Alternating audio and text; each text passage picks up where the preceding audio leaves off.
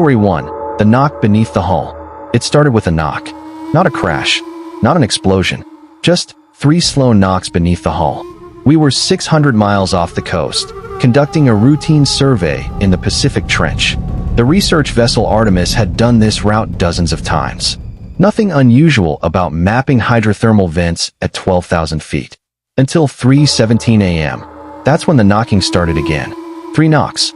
Our sonar operator, Luis, thought it was thermal contraction, metal adjusting to pressure changes. But the rhythm was wrong. Too deliberate. Knock, knock, knock. Exactly 5 seconds apart. The ocean at that depth is pure black. No light. No sound. Just crushing pressure and things we haven't named yet. Captain Reeves ordered a slow drift stop. Engines quiet. Sonar active. That's when we saw it. A return ping directly beneath us. Not moving. Just sitting there. The mass was roughly the size of a school bus. At 12,000 feet. There are no known organisms that large at that depth that just hover. Luis zoomed in. The shape wasn't organic. It was cylindrical, metallic, and vertical, like something standing upright on the seafloor. The knocking came again, but this time, it wasn't beneath us. It was inside the hull. 3 knocks. From the cargo hold. Reeves sent me and Luis down to check it. The cargo hold was mostly empty, just storage crates and a small ROV unit. The air smelled metallic. Thick. The knocking echoed again. Closer now. We froze. It wasn't random. It was answering. Luis whispered, "It's mimicking us." I laughed, nervously. Then he banged on a crate. Once. 5 seconds later. 1 knock. From the floor. We didn't breathe. Luis banged twice. 2 knocks came back. Perfect rhythm. Whatever was below us was responding. Reeves cut the engines completely. We drifted in silence. The sonar feed glitched. The vertical object was gone. Instead, something was attached to our hull, clinging to it. Long, branching extensions spread across the ship's underside like veins. Then the power flickered. Emergency red lights flooded the corridors. The knocking turned violent. Not 3. Dozens. All around us. As if multiple hands were pounding to get inside. We tried to ascend. The thrusters wouldn't respond. Luis screamed from the control room. "There's something in the ballast intake." The pressure alarms started screaming. The hull groaned like an animal in pain. Then, silence. Complete. The sonar screen went black. Every system reset at once. When power returned, the object was gone. No veins.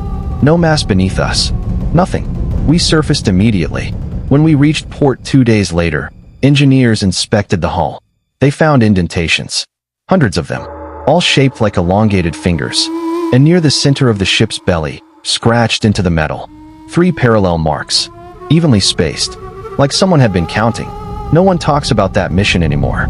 But sometimes, late at night, I swear I still hear it. 3 knocks. Waiting for me to answer. Subscribe for more chilling tales. Story 2. The diver who didn't surface. It was supposed to be a 14-minute dive. That's how long Marcus could safely stay at 300 feet. We were filming a documentary about a newly discovered wreck, an unidentified submarine resting off the Atlantic shelf. Marcus was our most experienced diver. Calm, focused, unshakable. At minute 9, his breathing changed.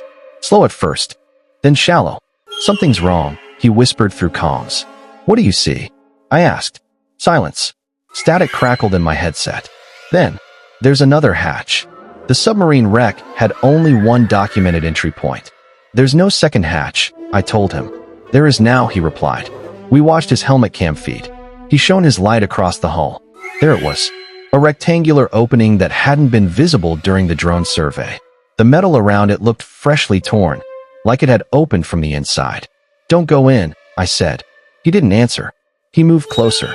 Inside, the beam caught something reflective. Rows of glass panels. Like windows. But submarines don't have interior windows like that. Marcus stepped inside. The feed glitched. When it stabilized, we weren't looking at a submarine interior. We were looking at a corridor. Clean. Dry. Lit. Marcus's breathing grew frantic. "I'm not underwater." His voice echoed. Not through comms. But naturally. Like he was standing in a hallway. His oxygen timer kept running. 11 minutes. "Marcus, ascend." Now. Footsteps echoed behind him. Slow. Deliberate. He turned the camera. The corridor stretched endlessly into darkness. The glass panels weren't windows.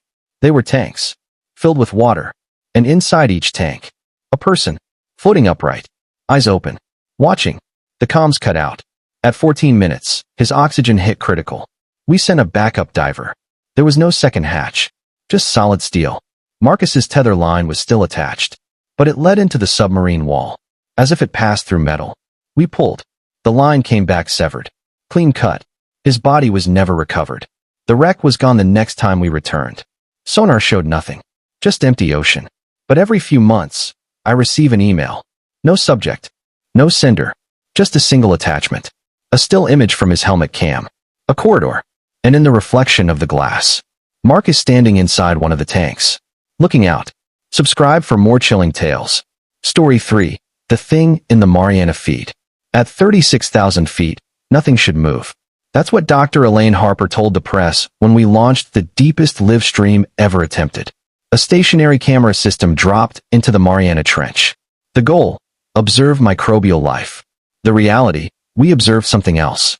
For the first 6 hours, it was uneventful. Silt, drifting debris, occasional bioluminescent flickers. Then the chat exploded. Did that rock just blink? I rewound the footage. A large formation sat half buried in sediment. Smooth, rounded, not quite natural. As I zoomed in, the formation shifted.